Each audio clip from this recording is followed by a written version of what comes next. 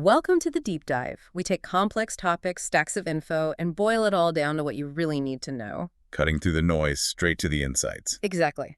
And today, we're talking about something pretty cutting edge, almost sci-fi, hacking AI agents. Yeah, and we're not just talking about, standard LLM prompt injection stuff. This goes way deeper into agent security. Right. It's this whole evolving field. And our source material today centers on some really fascinating work by Rene Brendel. He's the CEO of Casco, a YC company. Ah, yes, Catsko. They specialize in red teaming these AI agents and apps, basically trying to break them to find flaws. And Rene's been thinking about this stuff for ages. Get this. 10 years ago, he built a voice-to-code project, won Europe's largest hackathon with it. 10 years ago, wow, voice to code? That's ambitious even now. Totally. He could literally tell it, build me a blog post, and it would spin up websites. But he said the architecture was, well, a nightmare. I bet. He mentioned patching together, what, 3 different cloud providers? IBM Watson, Microsoft Lewis. APIs were probably super slow back then, too. Exactly, which really highlights how things have changed, right? Today's AI stacks are way more normalized. You've got your server, front-end, API server, the LLM tools, data sources. It's more standardized. For sure. That normalization is great for building things faster. You can actually stand something up. Yeah. But it also creates a clearer target for security folks and, well, attackers. A predictable pattern almost. Yeah, the attack surface becomes more defined. You kind of know what components to expect. So why did Casco do this big hack all the agents project? Was it pure research? Not quite. Renee was pretty open about it. They wanted, and I quote, a splashy headline for their internal Y Combinator launch. And they definitely got it. Their launch post was the second highest upvoted in YC history. Beat out Rippling even. That's incredible. And it really shows how much this topic resonates, how urgent the need for better security is when a publicity stunt uncovers major issues.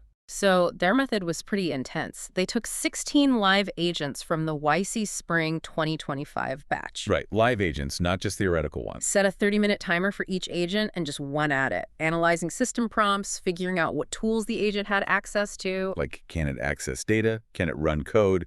What was it supposed to do versus what could it be tricked into doing? And the results were pretty shocking. 7 out of the 16 agents hacked within that 30-minute window each. 7 out of 16. That's alarming. Almost half. It suggests a widespread misunderstanding, maybe. What do you think the biggest misconception is for these developers? Why are they vulnerable? I think it often comes down to not quite grasping how the agent fits into the whole system. They might secure the LLM part or the API part, but not see how seemingly small permissions can be chained together by an attacker. It's often basic web security hygiene, just forgotten in this new AI context. Okay, so the good news for us, and for you listening, is that Casco found patterns. They identified 3 common security issues across those hacked agents. Right, and these are the things we're going to unpack. They really show how old web security problems get new life with AI agents. Let's dive into the first one.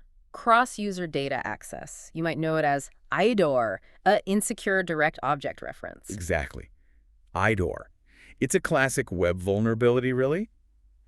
It happens when the system checks your login token, yup, you're a valid user, but it doesn't check if you, that specific user, are actually allowed to see that specific thing, like document ID 123 or user profile 456. So they just assume the ID is unguessable. Pretty much. Or they just forget the authorization set. They authenticate you, but don't authorize the specific action on the specific resource. It's a missing check. And Casco found a live example. How did that play out? Yeah, they started by managing to leak a company's system prompt. Yeah. That often gives clues. What kind of clues? Well, they saw the agent had tools like look up user info by ID and get document by ID. Those kinds of tool names should immediately set off alarm bells for potential IDOR if they aren't locked down properly. Okay, so they see these suspicious tools. How do they weaponize that? Get this. They found a user ID just sitting in the URL of a product demo video. Somebody probably put there for convenience, totally innocently. Oh, wow. Yeah. But then they took that user ID, fed it to the user info by ID tool the agent had, and boom, they pulled up that user's personal info, email, nickname, stuff like that. They effectively became that other user, data-wise. Oof. And I guess once you have one ID, it can lead to others. Precisely. That's the scary part. These IDs, user IDs, chat IDs, document IDs, they're often linked. So you get one, maybe a user ID, and suddenly you can potentially query for that user's chats or the documents they have access to. You can just walk through the system. It's like pulling a thread. Exactly. A chain reaction. So what's the fundamental mistake developers are making here? Why does this IDOR vulnerability keep popping up with agents? The big mistake, fundamentally, is treating the AI agent like it's part of the backend infrastructure, like an API server with broad service-level permissions, Such. instead of treating it like what it often acts as, a user, Right. or rather acting on behalf of a user. An LLM shouldn't be deciding who gets access to what. Agents, just like human users, need their inputs sanitized, their outputs checked, and crucially, their permissions strictly limited to what the actual user they represent is allowed to do. Right, you wouldn't just let any user access any other user's data, so why let an agent do it? Exactly. It seems obvious when you say it like that, but in the rush to build cool AI features, this basic authorization step gets missed. So is it just the speed of development, or is authorization genuinely harder with agents? And what's the fix? It's probably a mix. The speed doesn't help, for sure, but the agent acting for a user does blur lines. The fix, though, is clear. You need both authentication, is this request coming from a valid source, and authorization. That second check. That crucial second check. Use Yeah. an access control system. Think role-based access. Permissions checks tied to the actual user's identity for every single request the agent makes on their behalf. Does this user have permission for this specific ID? That's the question you have to answer every time. Okay, that makes sense. Authenticate and authorize. Got it. Let's move to the second big issue, and this one sounds, well, even scarier. Arbitrary code execution. RCE. In sandboxes. Yeah, RCE. This one's less common than IDOR, maybe, but the potential damage is way, way higher. We're talking about an attacker running their own code on your systems via the agent. How does that even happen? Agents running code. Well, yeah, lots of agents use code execution tools. Sometimes it's simple, like a built-in calculator function that actually runs a snippet of code. Other times they explicitly offer coding capabilities. When an agent gets to the point of arbitrary compute running code the developer didn't intend, that's basically game over. Full system compromise is on the table. And developers are building these code tools in. Renee mentioned that Anthropic paper, something about nerds. Yeah. The paper found that only about 3.4% of the population identify as nerds who love coding, but they account for a whopping 37% of Claude's usage. 37%. So what's the security takeaway there? The takeaway is, if you build code execution into your agent, you will attract users who want to use it, and some of those users will be very skilled at finding ways to break it. These code environments are prime targets. They need serious security, preferably pre-built, hardened solutions. So knowing that, how does an attacker think when they encounter one of these code-enabled agents? They try to invert the system prompt. Whatever the developer tried hardest to prevent the agent from doing with code.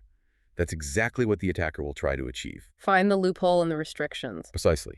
Look for the edge cases, the unintended interactions between permissions. Can you walk us through one of the hacks Casco performed? How did they get RCE?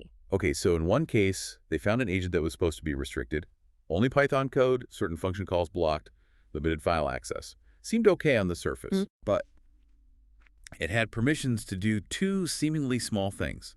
Write a Python file and read some files. Write a file, read a file. Doesn't sound that bad initially. How is that dangerous? Well, with just those, they first used the read files permission to essentially map out the file system. They built a little tree view, found the main app.py file often the core of the web application. Ah, okay.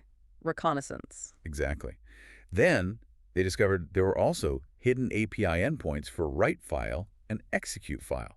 Now these were protected inside a VPC, so an external attacker couldn't call them directly. But the agent could call them. Yes. The agent running on the inside could call those endpoints.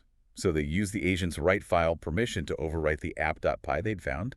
They basically put empty strings around the security check functions in the code. They erased the security check. Effectively bypassed them, yeah. And once they did that, they could use the execute file endpoint to run arbitrary code. The joke was they could Bitcoin mine all day now. Yeah. Because they had full control. Bitcoin mining all day. Wow. But obviously the real damage is much worse than crypto mining. Oh, absolutely. RCE is the foothold. From there, it's lateral movement. They can start exploring your internal network, finding other services, discovering metadata, maybe finding cloud credentials or service tokens. And eventually get to customer data. That's the nightmare scenario.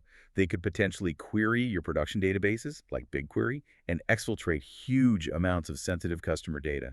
It's a catastrophic breach originating from that seemingly small code execution flaw. So the fix, what's the absolute must-do here? The number one recommendation, very strong recommendation, do not build your own code sandbox. Seriously, it is incredibly hard to get right. Way harder than it looks. Way harder. Use off-the-shelf hardened solutions. Renee mentioned Eddie B is popular. There are YC companies building these now, offering sandboxes with observability, fast boot times, easy management. And critically, look for solutions using things like Firecracker, which provides much stronger VM-level isolation than standard containers. That's a key point you made earlier. Containers aren't really a secure isolation boundary for this stuff. Correct. Containers share the host kernel. For stopping determined attackers trying to execute code, that's generally not enough. You need stronger isolation. Okay, crystal clear. No DIY sandboxes. Use proper tools. Let's hit the third common issue, server-side request forgery, or SSRF. Right, SSRF. This is another web classic finding new life. It's where you trick a server-side application, in this case maybe a tool the agent uses, into making a request to an unintended destination. So the server itself makes a bad request because you tricked it. Exactly. It could be a request to an internal system that shouldn't be accessible from the outside, or maybe to an external site controlled by the attacker, causing the server to leak information when it makes the request. And Casco had a really stark example of this, right? Yeah, this one was quite something. They found an agent whose system prompt said it could create databases. Okay, Yes. seems like a feature. But the devil's in the details. Always. The critical detail was how it created them.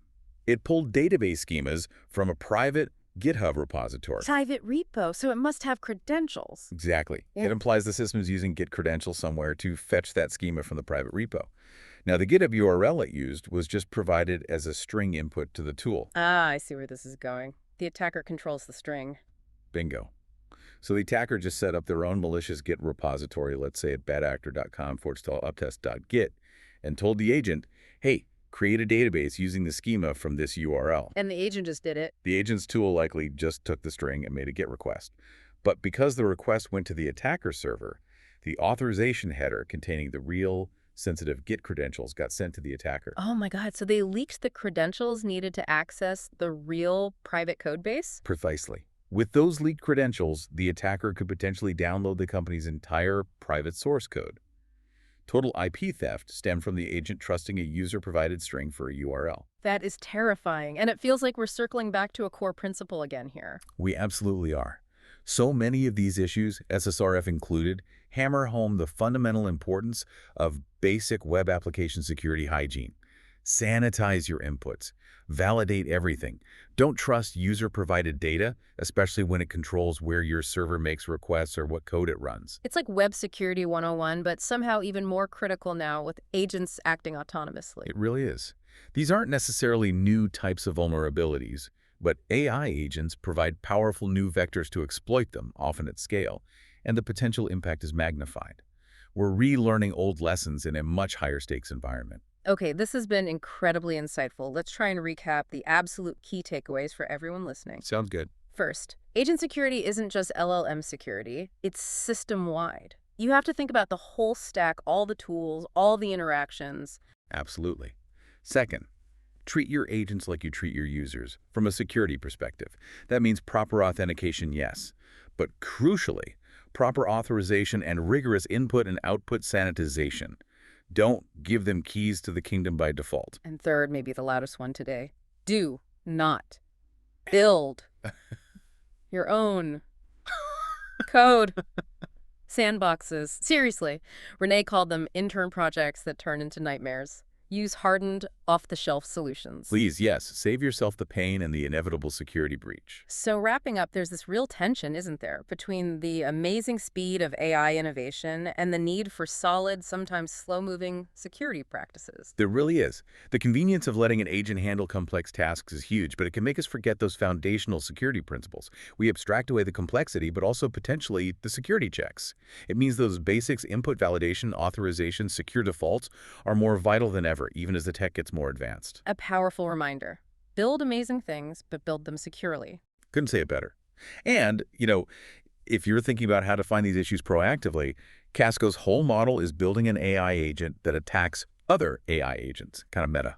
AI versus AI for security. And you mentioned looking into system prompts. Yeah, for understanding how prompts themselves can be manipulated, check out the policy puppeteering attack that hiddenlayer.com wrote about. It's a good example of analyzing those initial instructions. Fantastic resources. Well, that's our deep dive for today. Thanks for joining us. Thanks for having me. It was a great discussion.